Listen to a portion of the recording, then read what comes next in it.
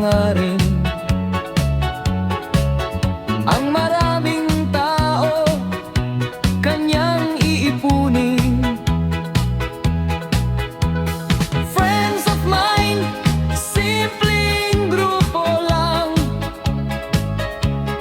Ayaw sa mayabang at ayaw din sa awayan. Hindi man perfecto ang kanyang pananaw, ngunit ayaw manapak ng ibang kakayanan. Friends of mine, ang hangarin magkaisa sa mga usapan na simple pero may matutunan ka.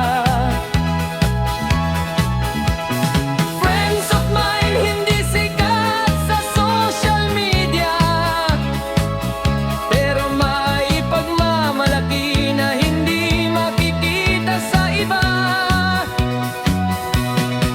Kaya nais lang namin maging masaya